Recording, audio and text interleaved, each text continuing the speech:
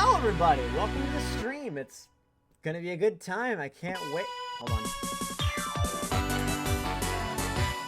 Hello, everybody. Welcome to... That's a cat.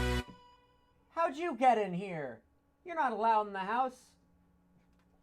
Just kidding. The cat is allowed in the house. I fooled all of you. Ha ha ha.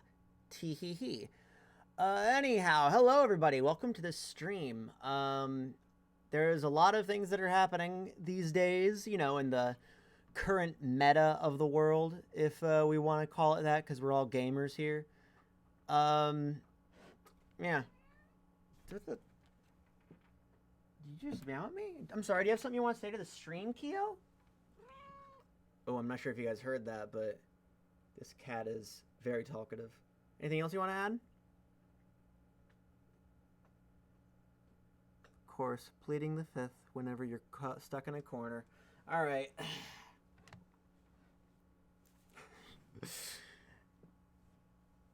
So, hello gamers. Let's actually get started on this. So, a lot of people, wow, I was at 52 seconds ago, now I'm at 29. Epic. I don't know what happened there.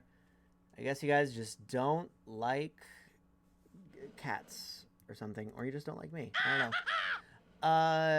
Also, how's my volume level? Whatever, it's fine. Cool. Hey, gamers. Oh, now we're up to 6. Okay, I think just the view counter is a little weird. Anyhow, someone just followed. Thanks for follow, Ho and Hippo, and Akayax, I think is how you pronounce that? Nonetheless, let's get started in talking about this. So, before we talk about it, I'm going to do some housekeeping.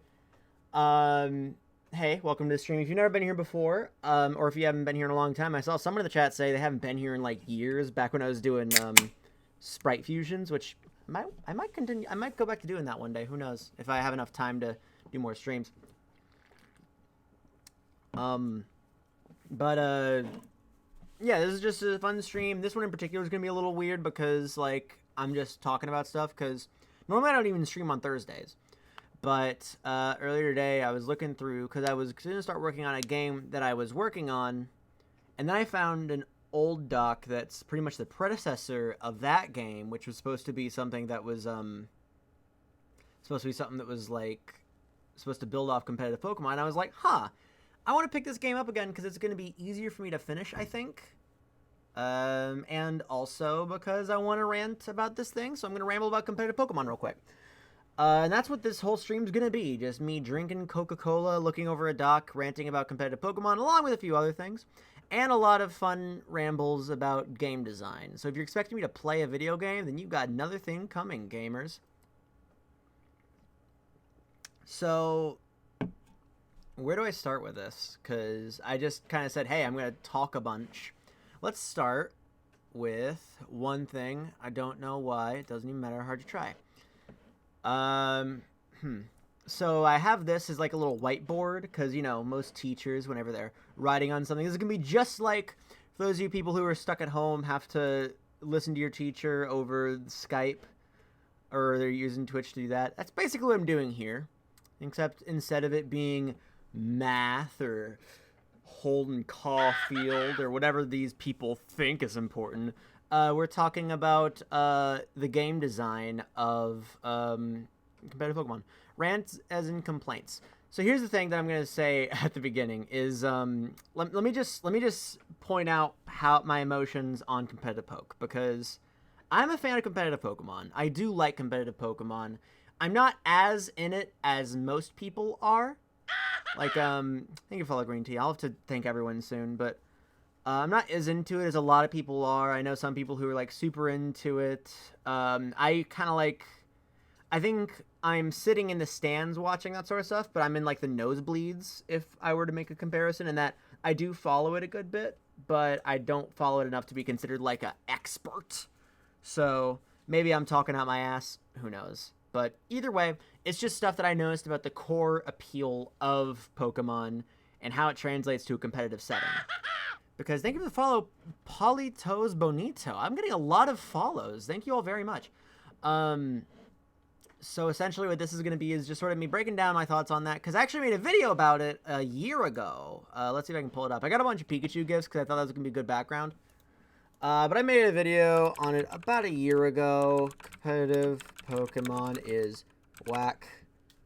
It's about 20 minutes long. I talk about pretty much everything you're going to hear, and I'm going to add a few other things onto it. And then Pokemon Whack, which is a ROM hack that's dumb.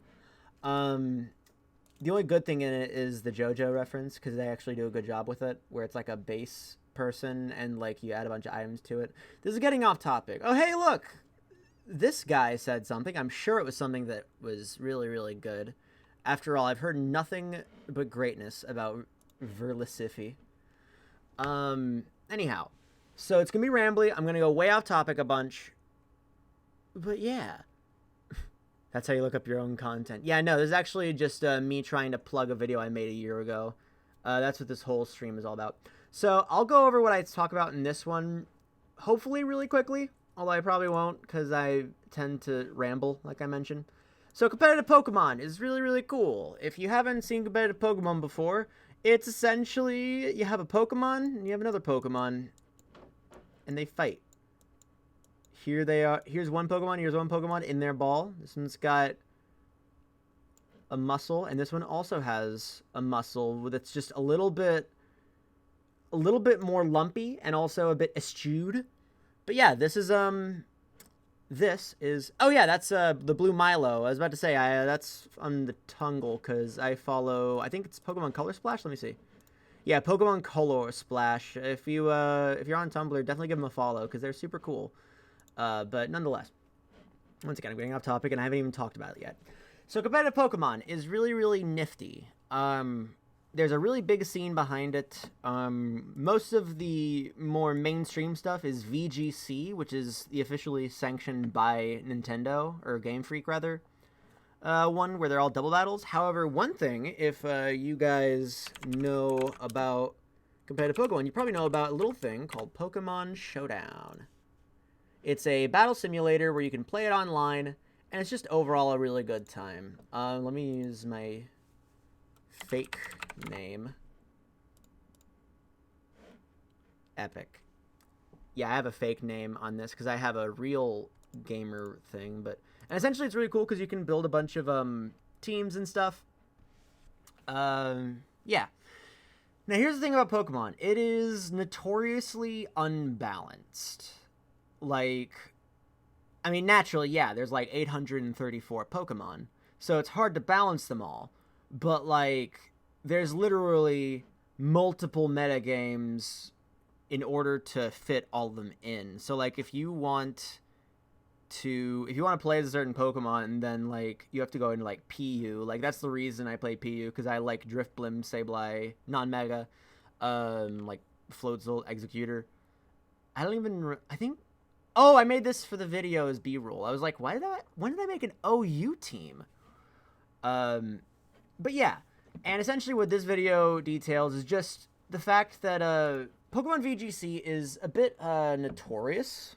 In fact, I probably should have pulled this up ahead of time. VGC results. I think there was a graphic that showed like all of them over the... Wait, I probably have it on this computer since I made it on this. Let me take this off screen just in case. Oh my gosh, wait, did I just get a... Oh no, Peepus Poopus wants to battle me. I should have thought about this for 3 seconds.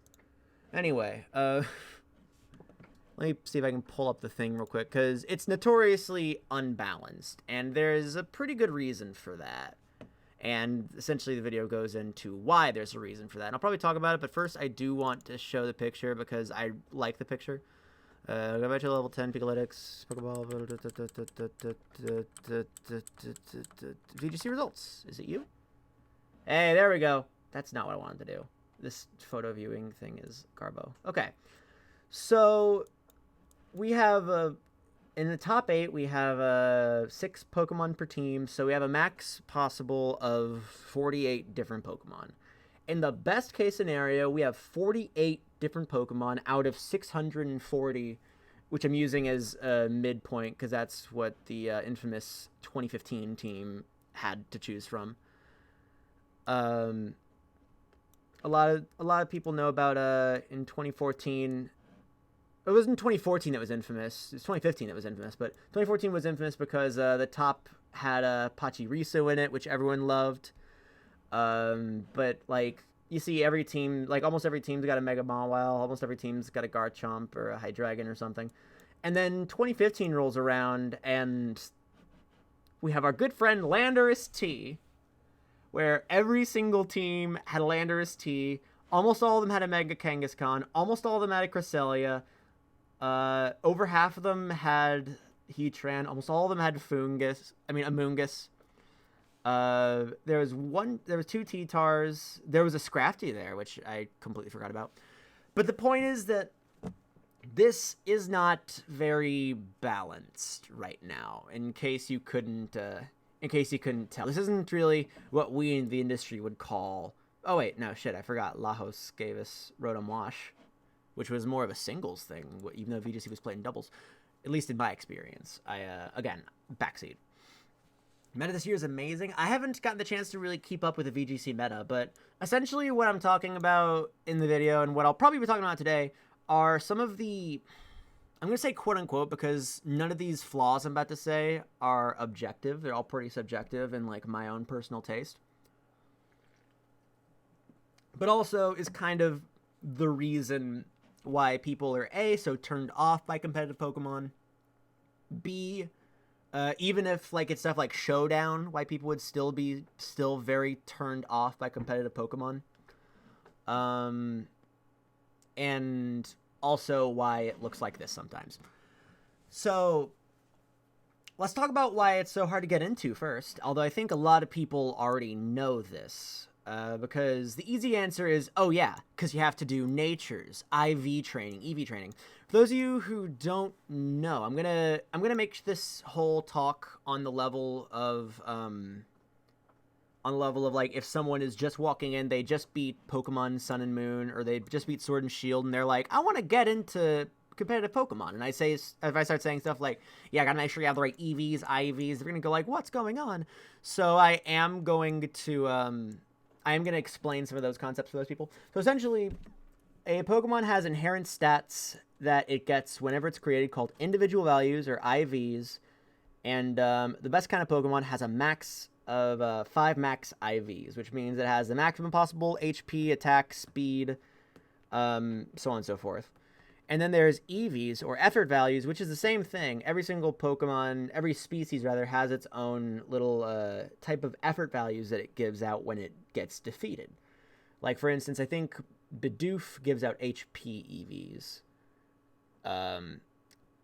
So let's say you want to make a Pokemon that as it grows up, it becomes really beefy, has a lot of HP. Then you would just throw... Oh, it's 6. You are correct. I am a fool. And if I ever mess up this stuff, let me know. Feel free to call me out. But if you fight a bunch of Bidoofs, then a Pokemon that fights a bunch of Bidoofs, instead of fighting a bunch of Starlies, will have more HP, while the one that fights more Starlies will have more speed, because Starly essentially drops speed EVs. So yeah, and the reason that they do that is actually for a really good like game design purpose. It's because the whole idea of Pokemon, it is, and this is what makes a lot of the problems with the competitive scene, is that the whole purpose of Pokemon is you're trying to make it so that each Pokemon is different, because they're your friends as you go along on this journey throughout the world. And that's a really great thing to have for what Pokemon is. It's an adventure game. You're supposed to draw connections to your favorite friends. So because of that, they have the IVs so that, you know, they're all different. Every Pokemon's different. And then EVs, it's almost like you have a bit of a personalized touch to it. So your playthrough is going to give you a different version of your starter than someone else's playthrough. Whether it be because of their nature, their IVs, the EVs you end up giving them. So that way it adds a bit of uniqueness to it. However, when you're playing at a maximum competitive level, especially on something that's like turn-based in Pokemon where you don't have any limitations in terms of reaction times like you would a fighting game, you need to make sure that every single Pokemon is as perfect as it can be. And that's when we get into max IVs and stuff in the right nature. And a lot of that's done through breeding. And in the game, it takes a lot of work in order to get that right. So that way, so because of that, a lot of people are kind of turned off by it. Myself kind of included, because I frankly don't have the time to do all that breeding and stuff. That's why I do like Showdown, though. So right now, the center line, the center thing we're going to be saying is how the way that Pokemon is made as an adventure game gets in the way of how Pokemon is as a competitive game a lot. And you're going to be seeing that a whole bunch here. And also, this cat is walking on a table. Or a counter. How dare you? What are you trying to do? Are you trying to infiltrate me? Okay. Get down from there, or else you're gonna try to eat my chocolate pretzels and then you'll die. Well, you won't immediately die, but, like, I'll get really freaked out. Hello, the dolphin. How you doing? That's the first reason why the way it's designed as an adventure game gets in the way. And once again, I'd like to make it entirely clear that I still do very much love Pokemon. I love Pokemon as a competitive game. I love Pokemon as an adventure game. I love it so much. However, I've decided to essentially start making a game that kind of fixes some of the problems that are inherent in competitive Pokemon. And I'll talk about that in a bit, because I still have some more things to point out about competitive Pokemon that make it interesting. And judging by how long I've taken on this first point, this is probably going to take longer than the video. But nonetheless. So now that we're done talking about, like, you know, the fact that you got to do all that breeding and junk. Don't mind the desktop background. You don't have to. Thank you very much for the host, the dolphin. It means a lot. So let's say you're just deciding, okay, well, the whole IV breeding, EV training, all that stuff doesn't matter to me, because I can just play Pokemon Showdown, which is a great idea, because Pokemon Showdown is a fantastic resource if you want to get into the game, because it is really, really good. You can make teams really, really nicely. However, it is still very difficult, even with tools like this, to get into this game, to get into competitive Pokemon, especially at, like, the OU level.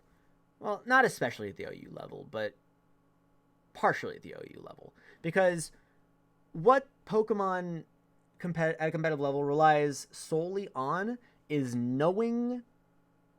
Well, first of all, keeping up with the meta at all times. So if you see a Pokemon, you'll think, okay, I'm pretty sure I know what it's doing. Wait, Ryan, are you making a Poke-like? Yeah, I started work on it a long time ago, and I'm thinking I might get back into it. So that's what we're going to talk about here. So essentially you have to know every single detail about, not every single Pokemon. Like, for instance, you don't have to know, like, the base stats of a frickin' Lumineon, because you're not going to be seeing Lumineon. You usually have to keep it to the top people in your tier. Also, there's, like, a way in Showdown where you can actually pull up stats. But, like, you have to be able to know what moves it can learn, what its, what the best kind of set it would have, what the best kind of moves it would know. And that makes it very locked into whatever the meta is.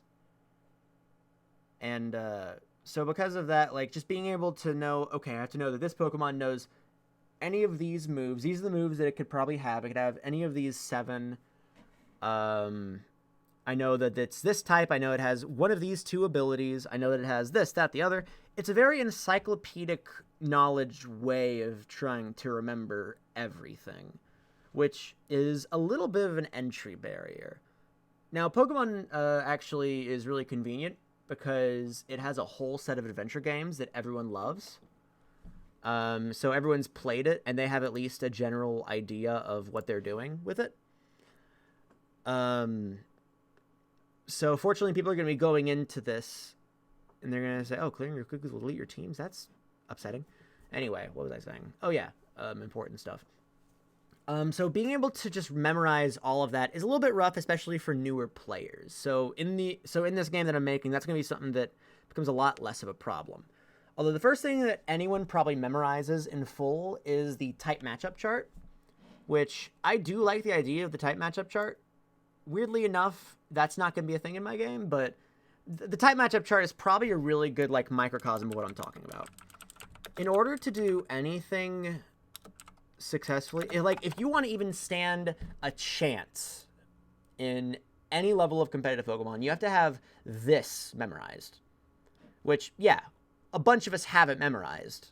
But at the same time, if you're just getting into this game and someone's like, oh, yeah, cool. Here you go. Here's a thing. Have fun.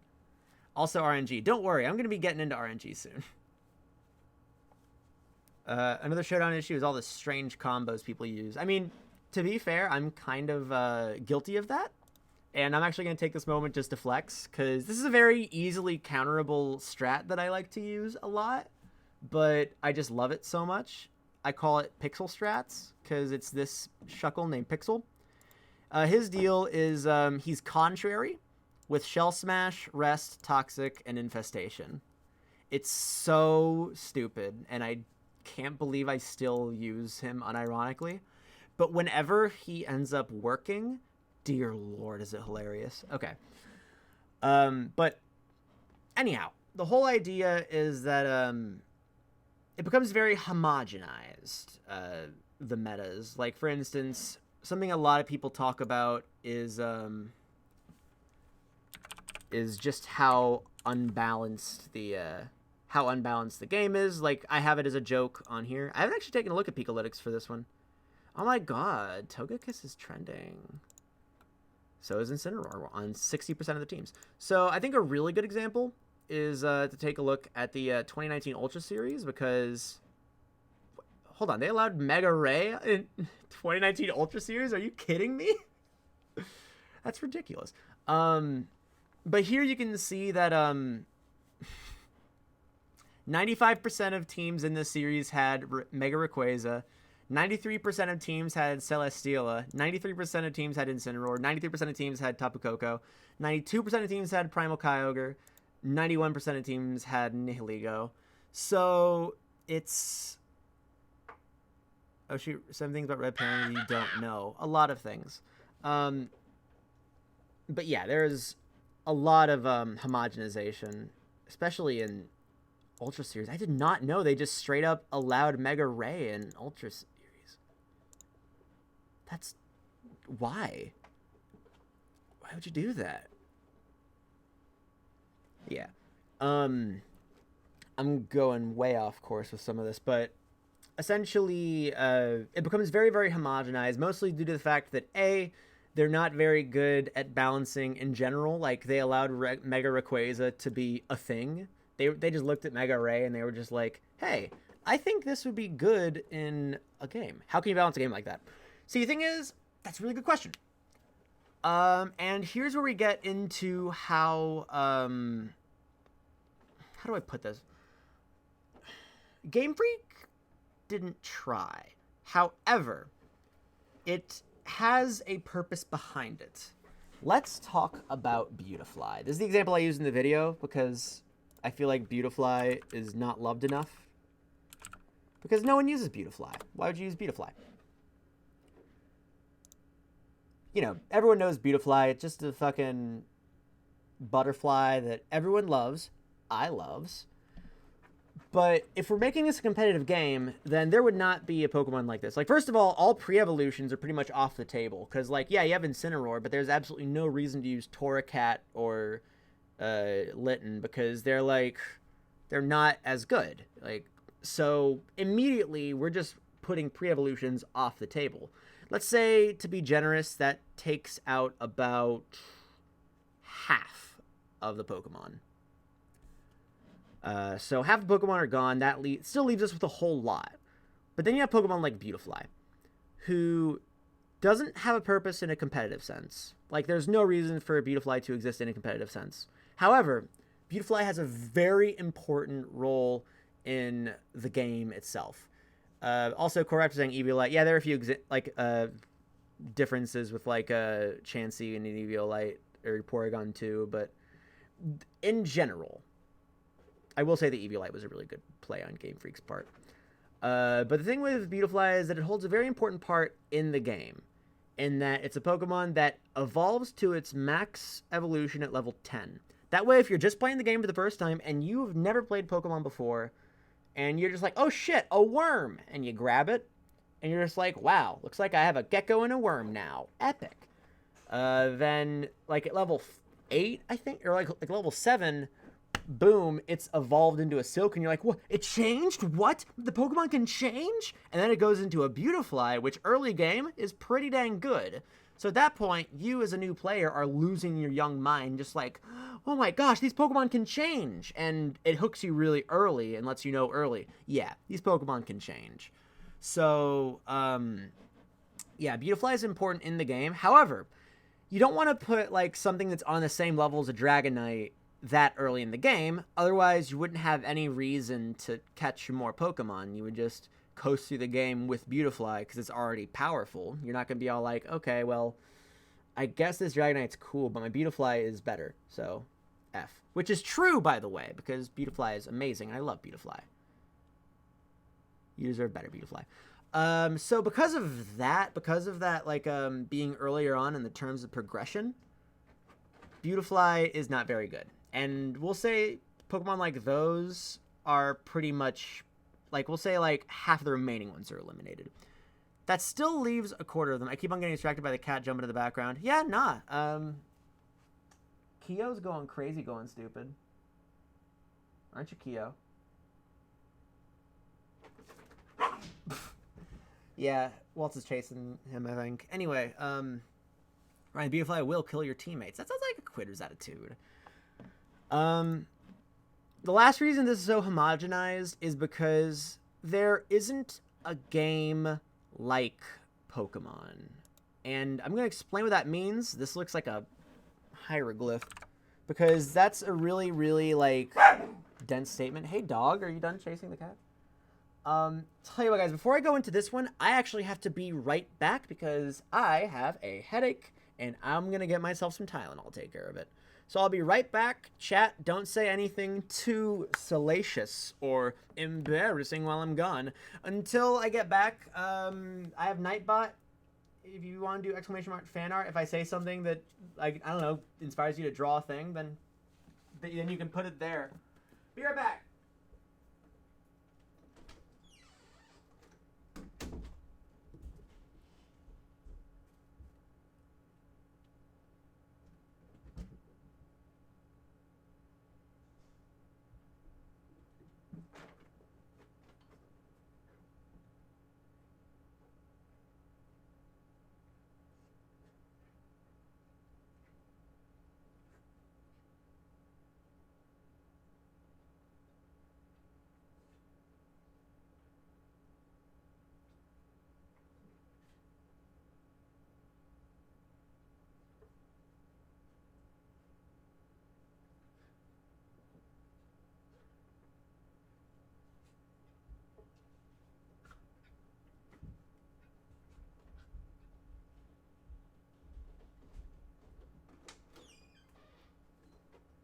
Back from the war. Hey gamers, I'm back. Let me pop these pills, man. Where is the? There is the.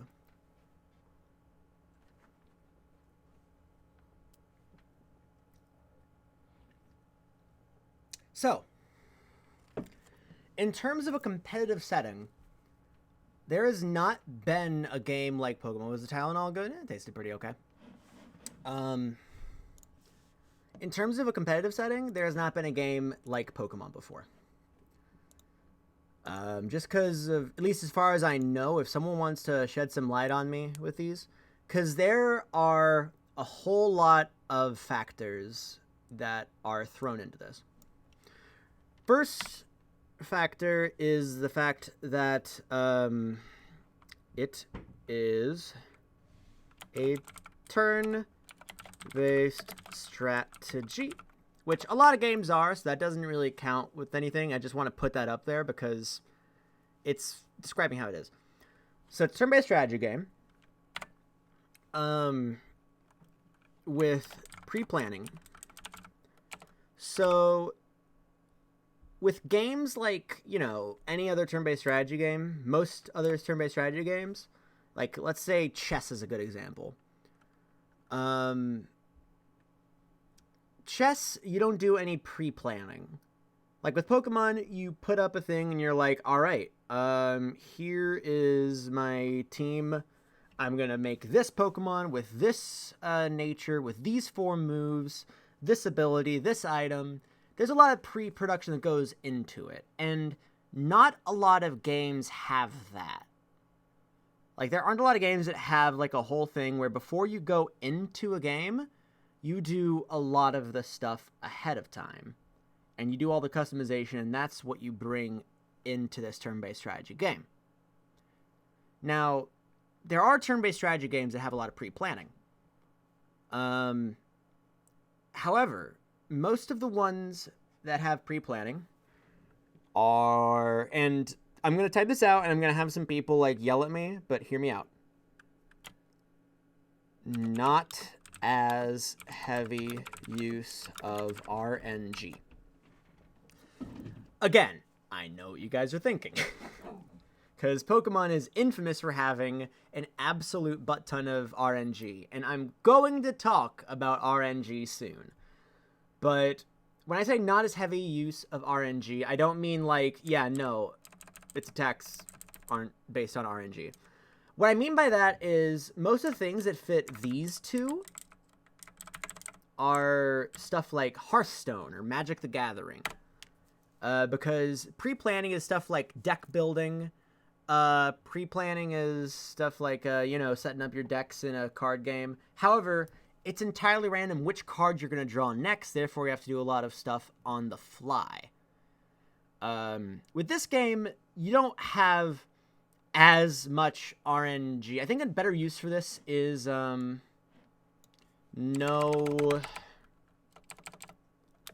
RNG to determine your possibilities, I guess, is a good way to put it.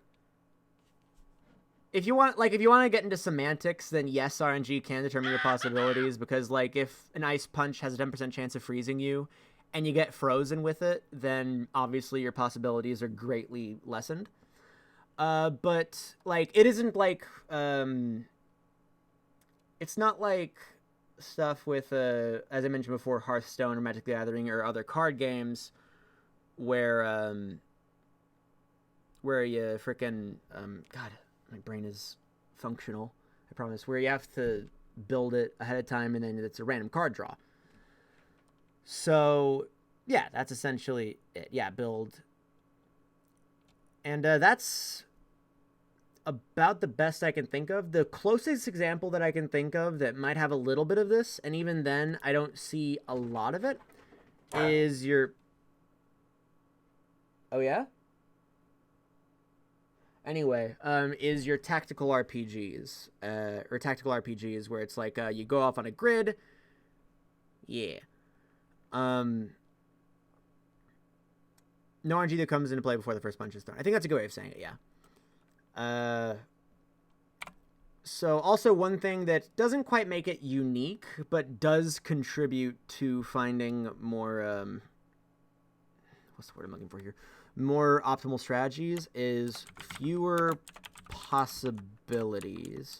So, like, with the example I mentioned earlier with tactical RPGs, where, you have to move the person on the board and then they have the option to attack, that sort of stuff, like, you can do all sorts of different things. But with Pokemon, at least in a singles match, your total number of options, if you have a full team, is 9. You can either use one of your 4 moves, or you can switch out for one of your 5 Pokemon. So you don't have as many options, which I think is what makes it, I don't know, a lot more fun, because that allows you to more easily predict your opponent, and it makes the mind games a lot more effective. I do like this part of it. In fact, I like all of the things that we have here, because pre-planning is super duper fun. I do like a lot of this. However, due to the fact that it's a turn-based strategy, it's very numbers-based, you can do all the planning ahead of time, and you don't have a lot of possibilities, that leads to certain strategies being a lot easier to pull, well, a lot easier to find an apex strategy. Like, with fighting games, it's a bit tougher because some characters are only really good if you can pull off their moves.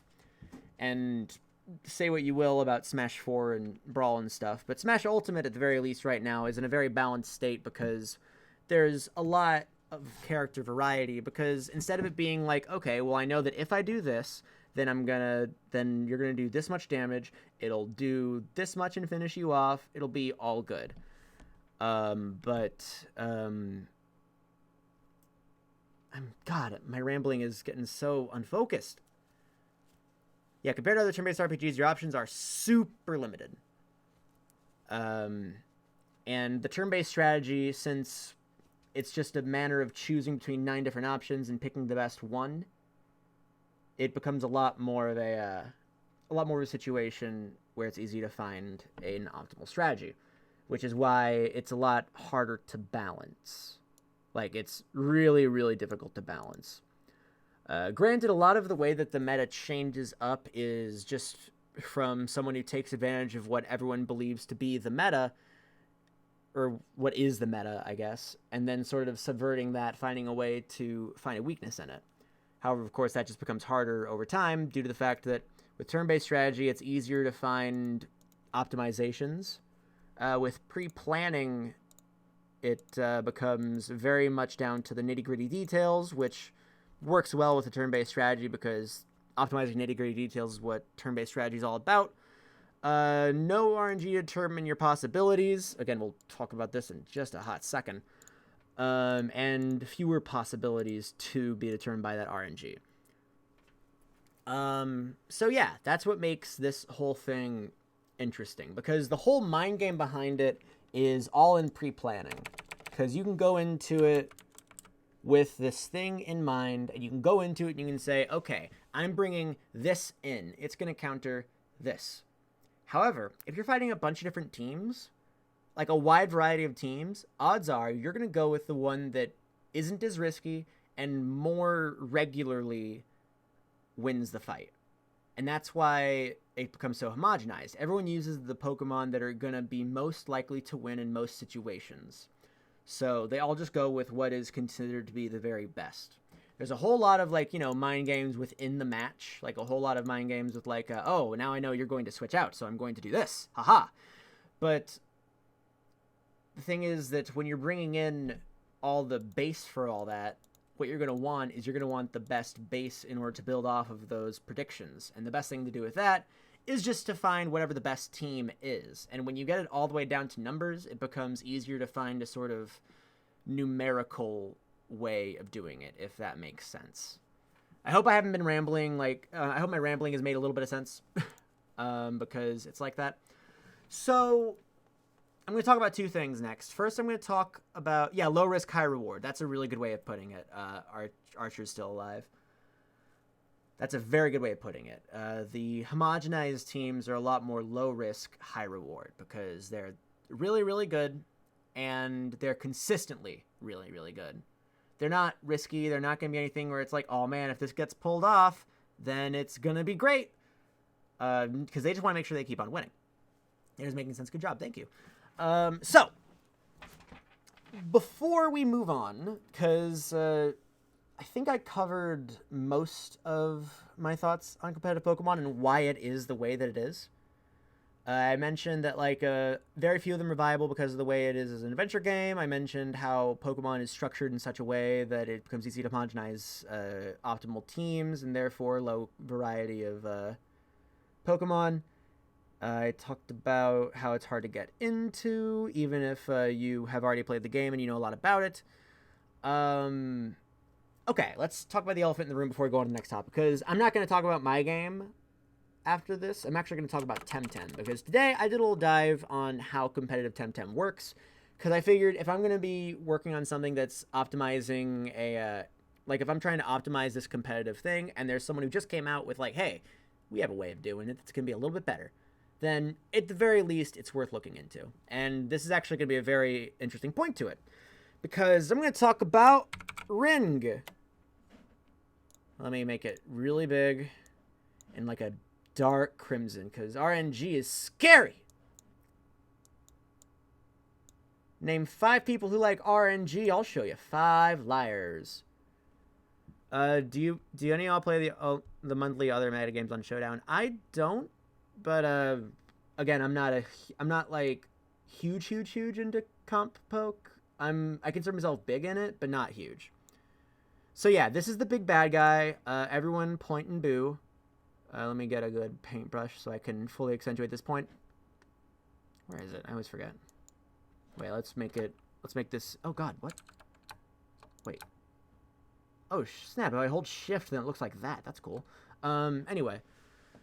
Temtem is neat, and I'll talk about that in a minute, but... So I'm just going to do a quick thing real quick.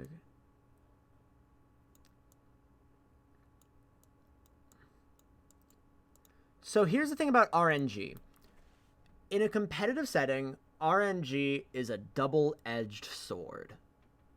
Because RNG can be really, really good, and it can be really, really bad if used in a certain way. And sometimes it can be both at once. Because the thing about RNG is that if you completely remove RNG, then it becomes down to pure strategy. And there's absolutely nothing wrong with the game being down to pure strategy. Thank you for the follow, Mercury, I think. Also, excuse me, my voice is crazy. Sword and Labor, you can have some cool character designs like cool monsters. I have a few ideas for how I'm going to design the characters in my thing. I'll get into that when I get into it. Because I think I've actually talked about this exact game before on a previous stream a long time ago. But anyway, everyone point and boo at the RNG, because it's bad, no one likes it. Because if you're, like, just about to win and your rock slide misses, then boo. Boo, boo, boo. Feels very unfair to lose to RNG. I am of the... Exactly. Purple Leaves just said it best. Especially with the whole setup we have right now where everything has the ability to be homogenized. Everything has the ability to just become so similar.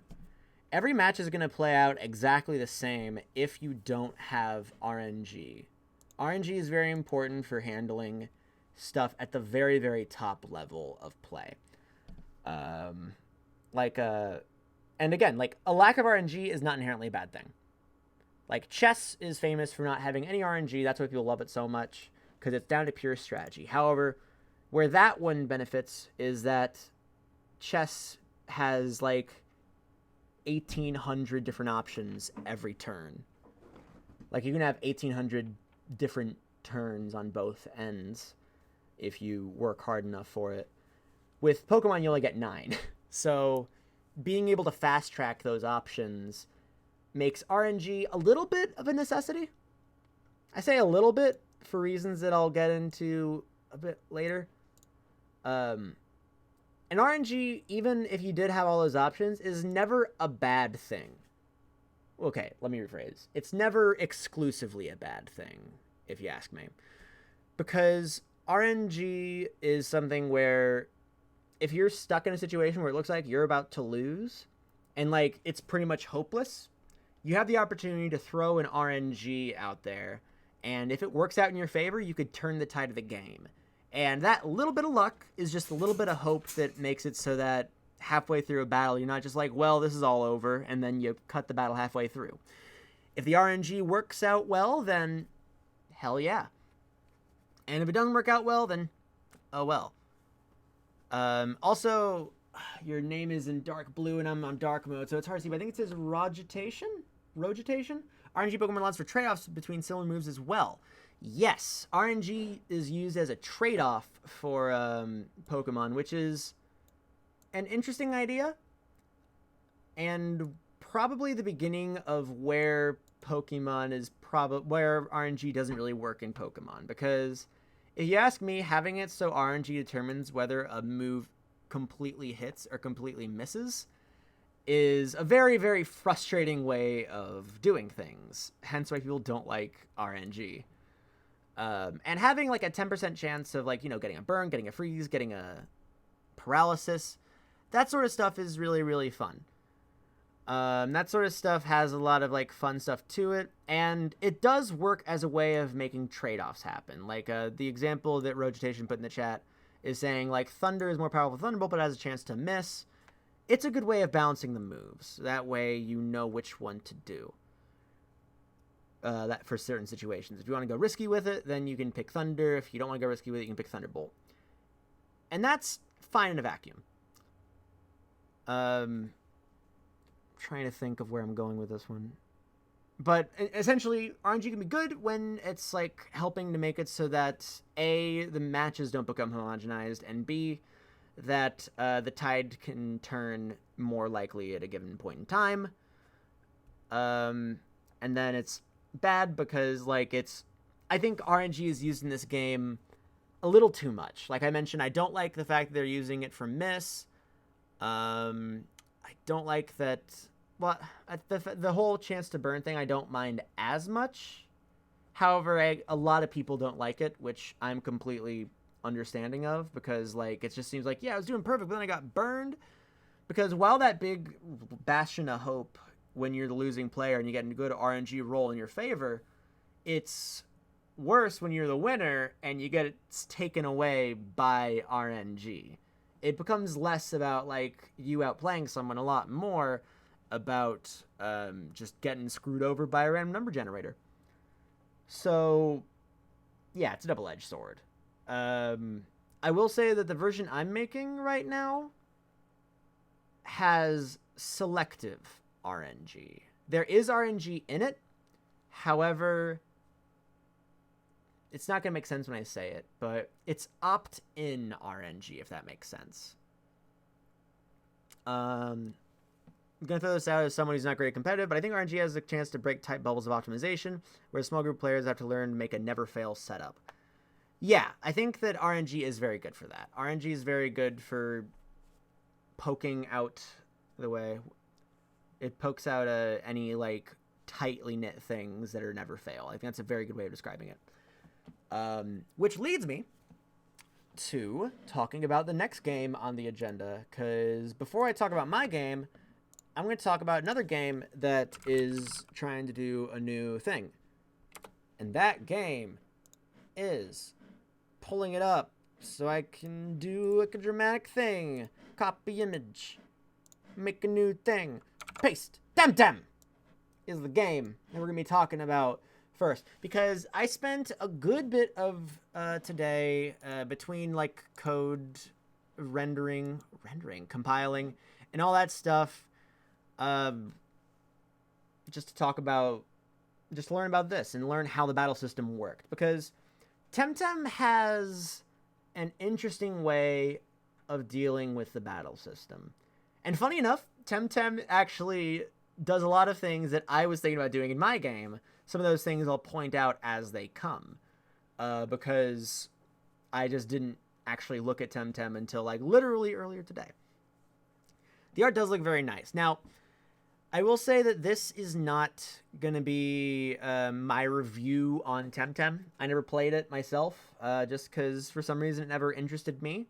So this is not my way of like saying, ha, this game is good, or ha, this game is not good. It's just going to be me saying, this is what I think of the battle system, just from a outsider's perspective, purely from a game design standpoint. So let's talk about the good before we talk about the less good. I don't even remember. I don't even have this like organized in terms of like how I'm going to talk about it. If you think I have a plan, you got another thing a-coming. Temtem traits. One thing I like, and that I didn't, thank you for the follow, Duel/20. So one thing that I didn't even get the chance to talk about with the other game, with Pokemon is, one thing I like about Temtem is that there are a lot more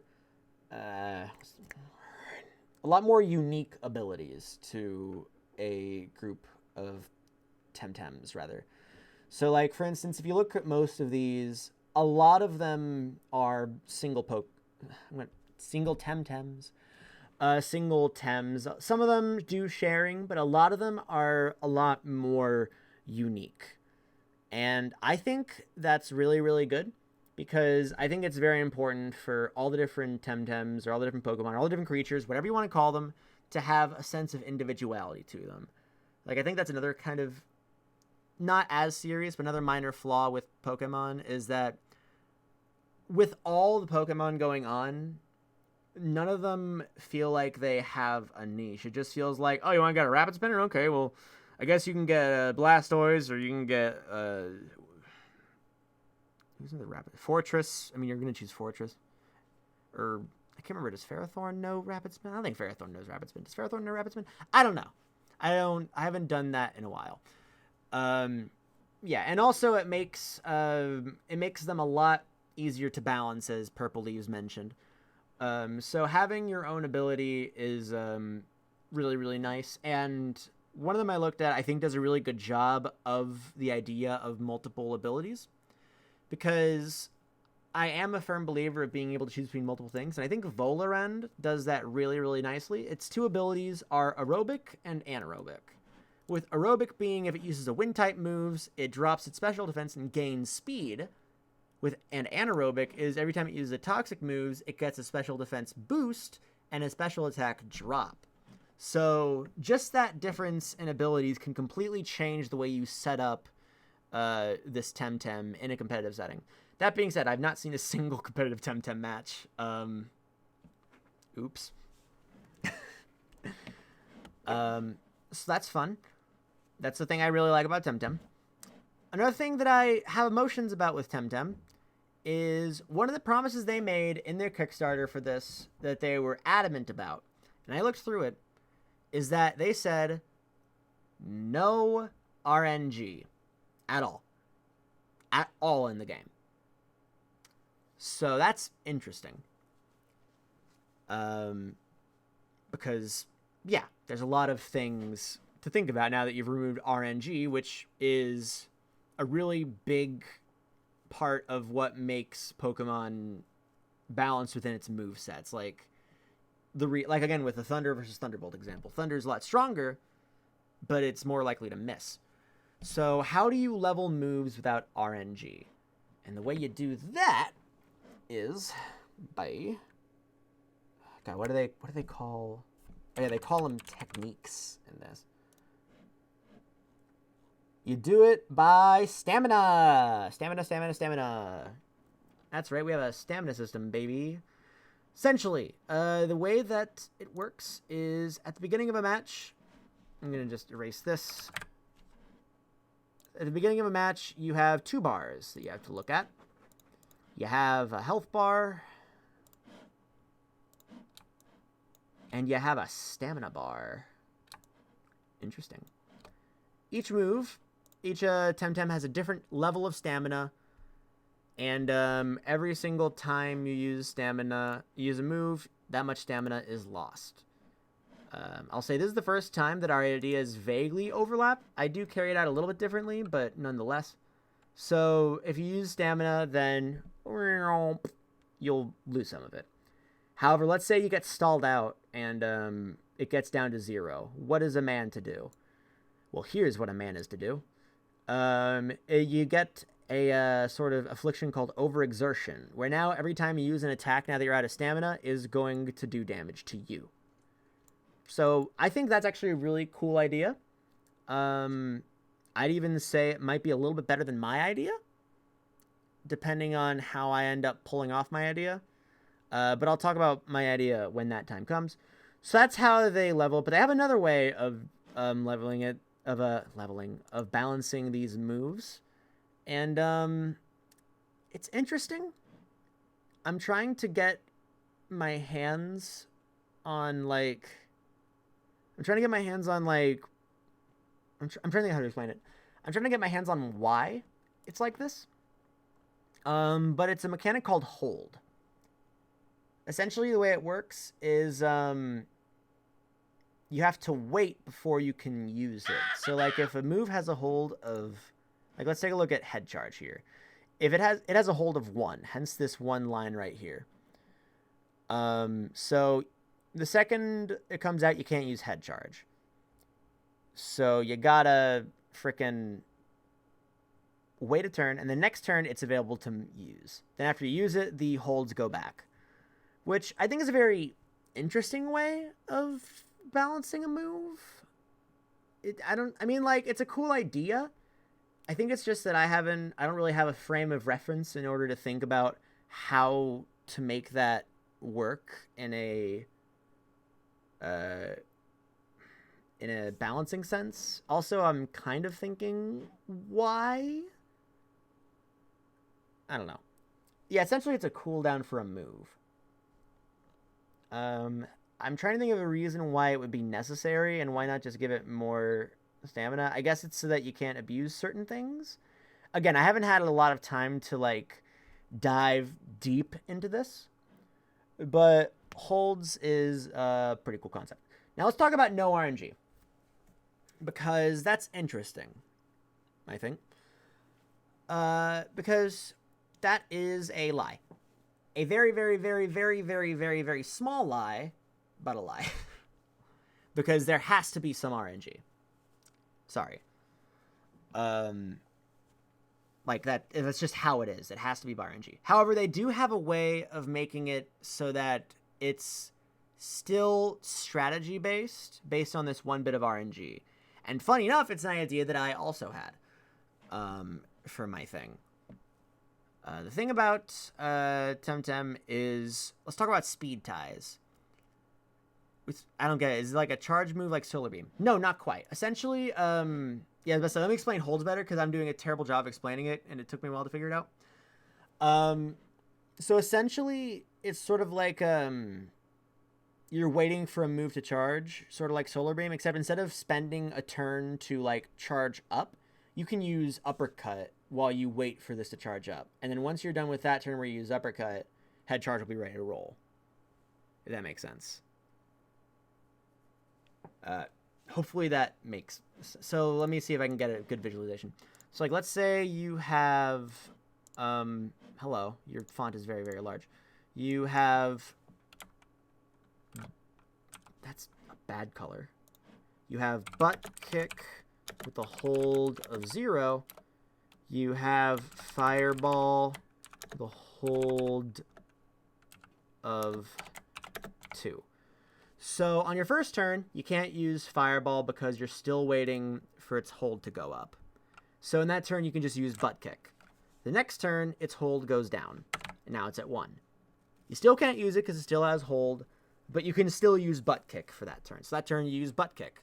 Next turn, fireball's hold goes down to 0. You can use fireball now.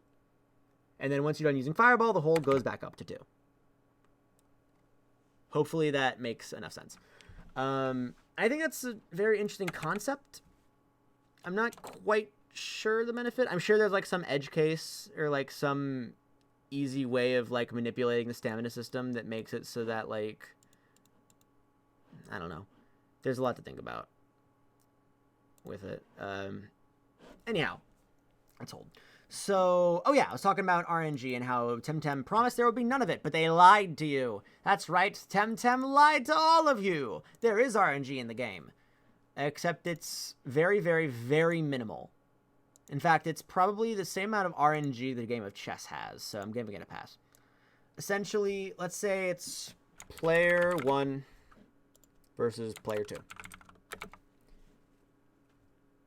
Holds basically a cooldown that you start the battle with. Yes, essentially. So player 1 has the Temtem known as Hoobastank with a speed of 100. Actually, let's say a speed of 70. That's about average in this game. So it's got Hoobastank. It's got a speed of 70. And player 2 sends out Bastard, who is using a move, who essentially has boosted their speed. So now they have a speed of 70. Or actually, better example, because when you get to higher levels of play, this is more likely to happen. Let's say you have 2 Hoobastanks, and they're ready to rock and roll, but they have a matching speed. So who goes first? Now, in Pokemon, the way it works is it says, oh, okay, cool. Let's just flip a coin. Let me draw a little coin, because that's going to be a very useful visual aid in a hot second. Let's get a coin. Coin. It's our friend the coin. Hello.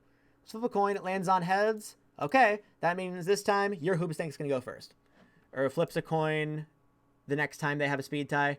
It's a tails. Player 2, you're going to go first. Let's say they do it a third time. Pokemon flips a coin. Tails. Hoobastank. And player 2, you go first. Flips a coin again. It lands on Tails again. Player 2, your Hoobastank goes first. So that can lead to a lot of tomfoolery with someone going first over and over and over again. So how do you fix that? Well, the way that I decided I was going to fix it in my game, and also the way that Temtem fixes it, I guess great minds think alike. I'm going to take credit for that and say that Temtem read my mind and stole my brain, Inception style. It's a good reference. Is at the very beginning of the game, they flip a coin once. And whoever it lands on gets the coin first. So let's say at the very beginning of the game, it lands on player 1. So player 1 is the owner of the speed tie coin. So the first time they have a speed tie, player 1 goes first. The next time there's a speed tie, player 2 goes first. Next time there's a speed tie, player 1. Next time there's a speed tie, player 2. Next time there's a speed tie, player 1. Next time there's a speed tie, player 2. So on and so forth, and they keep on passing it off. So if you keep in mind on like how everyone's speed is looking, you can have a firm idea of who's going to go first on each turn. The only time that you wouldn't is like in the very first time you have a speed tie. You only speed tie once. Once you wins the speed tie, you know the turn order. Pretty much. So yeah, essentially now you know exactly who is going to win the speed tie each turn. Which I think is a pretty good way of handling it. Mostly because that's the idea that I also had. But that's how it works. I think that's the only RNG in all of the battle system for Temtem, which I think is pretty neat. However, your boy still has some complaints. First of all, now some of these are either it's different, therefore it sucks, and then some of them is it's the same, therefore it sucks. So it just goes to show that I am completely unable to be sated ever. First of all is that I'm not a fan of how they do priority, because it's either they cut the speed in half if it's low priority, it's put to the very end if it's very low, it's 1.5 times the speed, 1.75 times the speed, or it's like before the... Waltz, you okay? Waltz just did a grody. Come on. You alright, baby? You okay, baby? I don't think you can see it in the video, but the little baby just did a roll up. Oopsie. I'm going to take a quick second to feed this puppy, because I just realized she is probably very hungry. You are a very hungry puppy, aren't you? So while we do that, I'm going to pull up a funny video for you guys to watch. What's a good funny video? Oh, by the way, the new Overwatch hero is busted. Lol.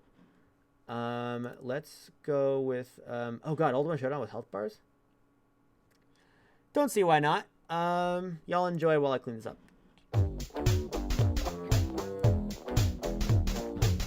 Be right back. Oh my god. Dog.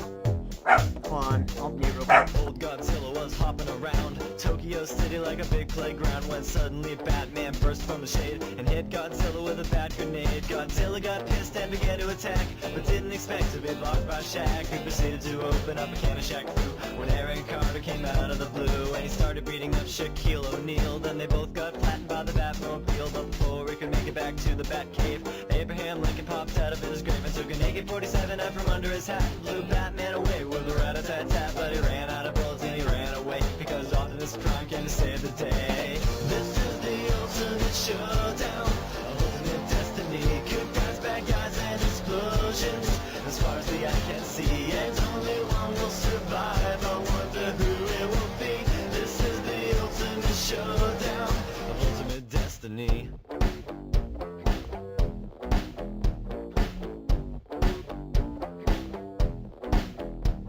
Godzilla took a bite out of Optimus Prime like Scruff McGruff took a bite out of crime, and then Shaq came back covered in a tire track, but Jackie Chan jumped out and landed on his back, and Batman was in injured and trying to get steady when Abraham Lincoln came back with a machete. But suddenly something caught his leg and he tripped. Indiana Jones took him out with his whip. Then he saw Godzilla sneaking up from behind, and he reached for his gun, which he just couldn't find, cause Batman stole it and he shot and he missed, and Jackie Chan deflected it with his fist. Then he jumped in the air and he did a somersault while Abraham Lincoln tried to pull balls onto Optimus Prime, but they collided in the air. Then they both got hit by a Care Bear stare.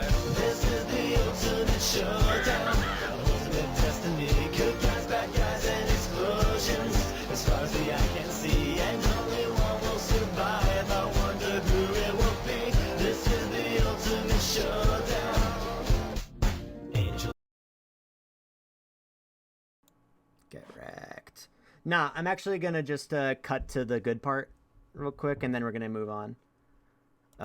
His head in between his Here we go. I just want to see all his health bars. off the gray And off the white, and Monty Python, and the Holy Grail's Black Knight, and Benito Mussolini, and the Blue Meanie, and Cowboy Curtis, and John B. the Genie, Robocop the Terminator, Jack Curtin, Jarvis, Low Pants, Superman, every single Power Ranger, Bill S. Preston, and Theodore Logan, Spock, the Rock, Dog, and Hulk Hogan.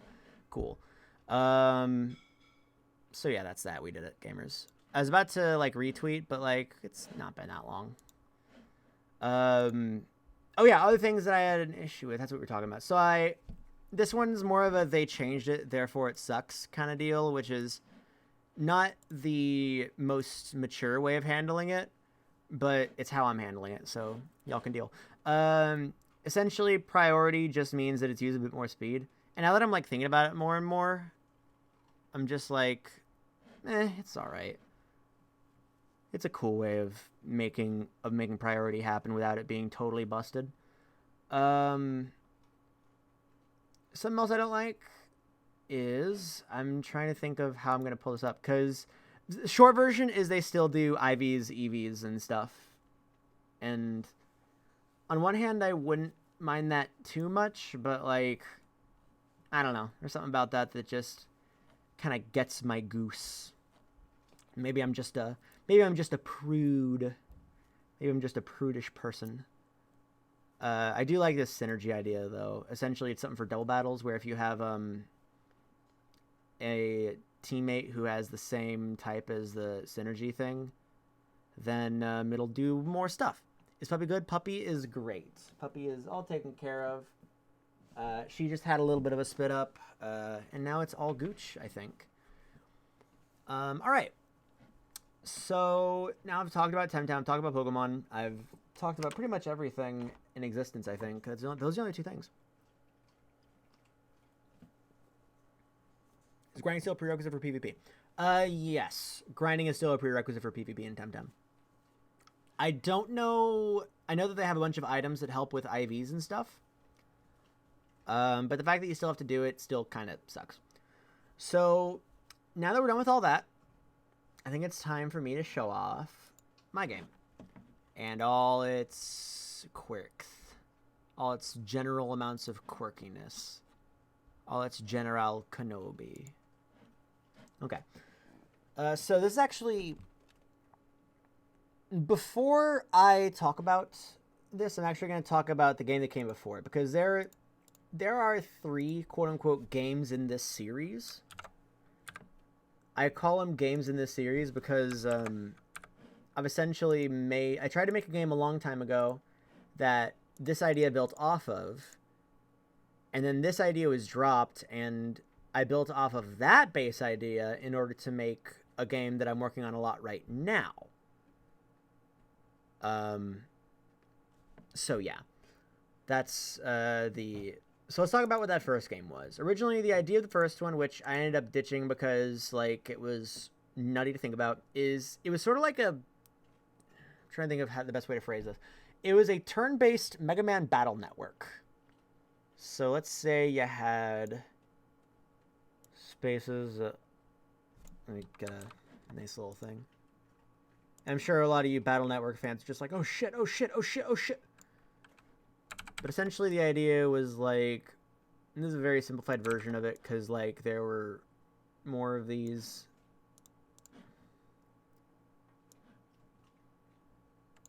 What program's open right now? Oh, this is paint.net. I'm just sort of visualizing what the first beta idea of this game was. So you'd have two sides of the battlefield. You'd have one like this, one like that. And one team put their dudes on here. One team put their dudes over here. And the moves were stuff like projectiles that could fire across, maybe something that could fire diagonally if it was set up right. One that like specifically targeted a certain spot. So like if I just wanted to get a hard focus, it'd be right there. And in that, it would be very similar to Pokemon because like you would have turns like a chess game. Not so much like a chess game. It would still have... Okay, so here's the thing. Ryan, this is Mega Man Battle Network. Yes. However, this is still turn-based. And it does this thing where it's like you determine what a person's going to do. Like, you determine what everyone on your team's going to do in a turn. And then they all do that. So imagine a turn-based Battle Network. Now, the reason that I stopped working on this one particularly is because whoever goes first... like whichever creature moves first, because like in a turn you can move and you can attack. So whichever creature attacks first, is pretty much overpowered. Because like essentially, let's say this one moved first. It knows, okay, you're gonna be right here. Cool. I'm gonna target you then. And then I'm going to move. And then at that point, this guy would not know where the hell this thing is because it's like that. Mega Man Battle Network is like this, except it's like in real time, and you just move up and down on the grid and fire. Yeah. So essentially, whoever goes first would pretty much be overpowered because it'd be very easy to just miss. Couldn't you make turns simultaneous? You feasibly could. I don't know. That'd be I didn't really think a lot about how that does, but essentially it would be simultaneous in the sense that it was like because that's one thing that's really nice about Pokemon is that you have to predict what move someone's going to use, and that makes speed so advantageous. So the first version that I made was you determine the moves of all your dudes, and the grid was way bigger than just 3x3 on each side. You turn the moves of each of your dudes, and then you, then it all happens at once. So that was the first one. That was number 1. Number 2 is the one we're going to be looking at. Let me make this just like a 1280 by 720. Number 2 is just Pokemon without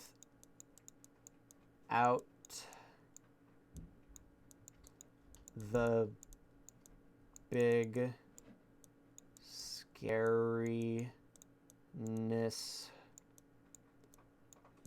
of competitive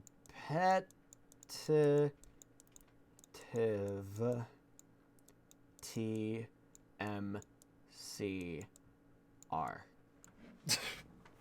So that name is copyrighted. If anyone tries to use it, they're going to be hearing from my lawyers. And then game number 3 is something that's entirely different. But I'm still going to share it with you guys because it's something that I have still kind of put some work into. Number 3 is kind of like Pokemon Duel. If anyone remembers that. It's a weird mix between like a MOBA and Pokemon Duel, where like there are different spaces on a board, and they're all interconnected to make like a big map. I'm gonna just draw a sample and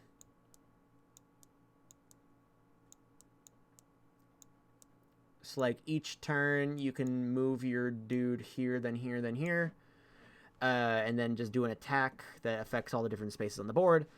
That's called Skirmish. I've been working on it a lot. However, right now I've recently picked up number 2. But number 3 is pretty fun. I've still gotten a bit of fun times with it. However, it doesn't do the simultaneous play thing that number 1 and number 2 does. So yeah, hopefully this one I end up actually working on this one. But I also want to work on this one. Dang it, now I want to do too many things. So I guess I'll just juggle them until the day I die. Or until I figure out which one I actually want to do. Because the thing is, number 3 I kind of like a bit more. But it's going to take a lot more work, and I actually want to get something done. But I also like a lot of the ideas from number 2. Which is just Pokemon without the big scariness. So competitive TMCR. And then number 1, I'm just like, nah, we're not doing that anymore. So now that I've explained what this is, which is just Pokemon without the big scariness, competitive TMCR, let's talk about what makes it special and what makes it fun. What makes it different from the competitive Pokemon, which is big and scary? I will be listing the differences, because lists are fun. Difference number 1. RNG switched for Hue system, which is literally just mana. So essentially, instead of there being RNG to determine stronger hits, it's going to be mana. Very similar to what Temtem is doing with stamina, where it's like, in fact, if you put sta in front of it, then you could even confuse it for being the same, except I put it in the wrong spot, so it's Mastana. So, oops. Essentially, it's a mana system, although unlike Temtem, which gives you a big bar at the beginning, and then you just deplete it, and then once you're out, you just start hurting yourself, it builds over time.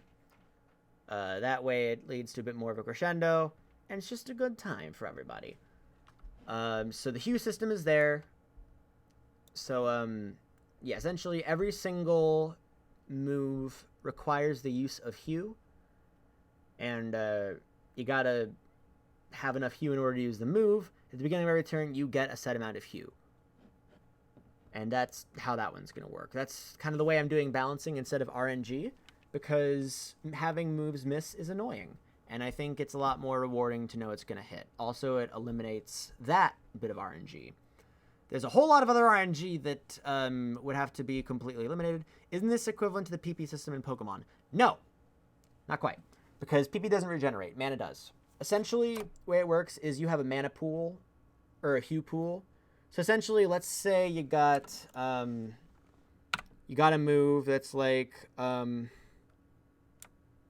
in Hearthstone then, or Magic. Also not quite, because mana recharges at the end of the turn.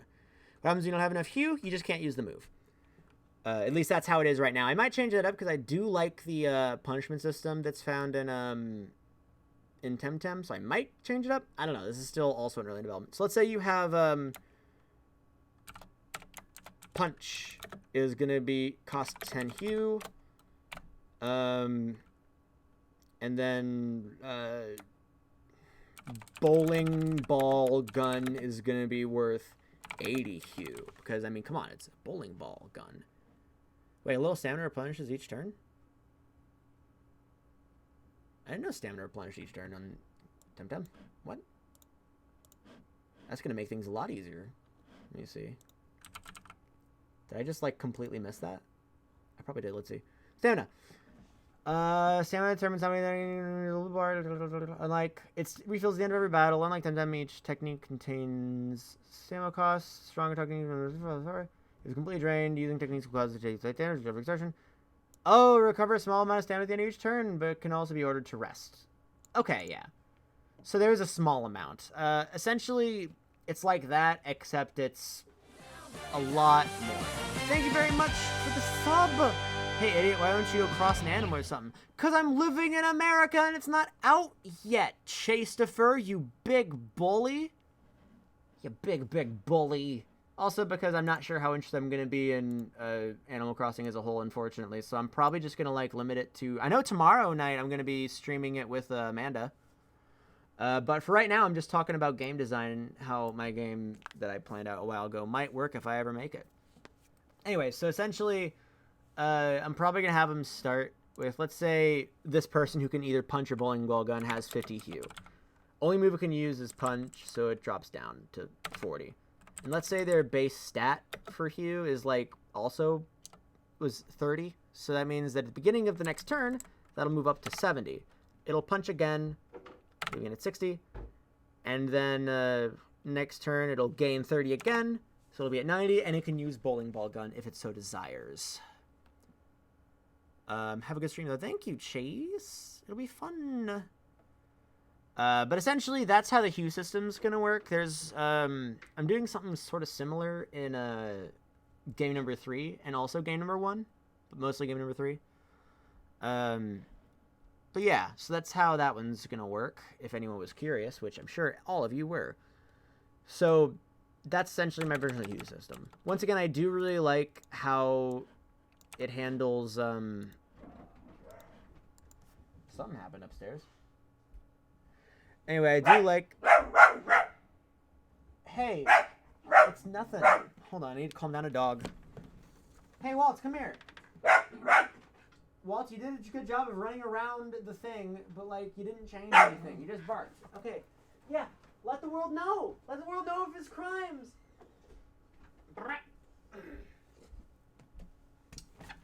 Yeah, the build-up, I think, is going to be a really good plan that'll help to make it a bit more, I don't know, it'll help for, like, natural tension and release cycles. Baby. Yeah, I know. You're a baby. You've told me. Give the bark some love. I'm absolutely giving the bark some love. So right now, that's my game plan for, that. That's slobber all over me. You dingus. What the hell? Is that a... Okay, yeah, it's a toy. I was about to say there was something on her bed, and I was like, "What the heck is that?" It was one of her toys. RNG is switched to the Hue system. Great. It's all about that gradual build. That way things can come to a head, and it isn't immediately explosive, which I think, funny enough, handles both the hold system that Temtem has and also the stamina system at the same time. So yeah. As long as there's some kind of cap on essential encounters, because if you had a big long fight every time, it'd be grading.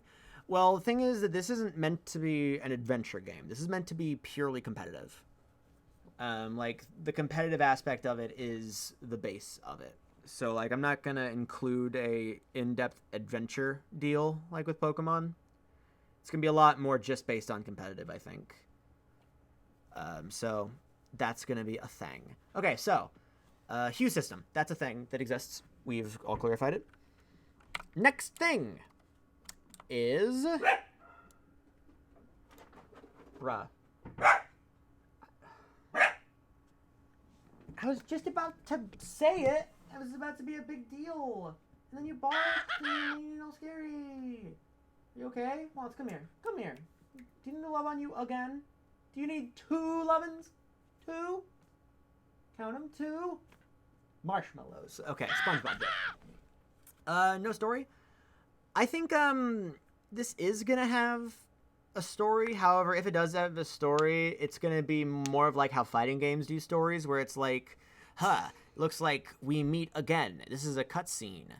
Well, I know that one day we'll have to do the thing. And then it transitions over to a fight.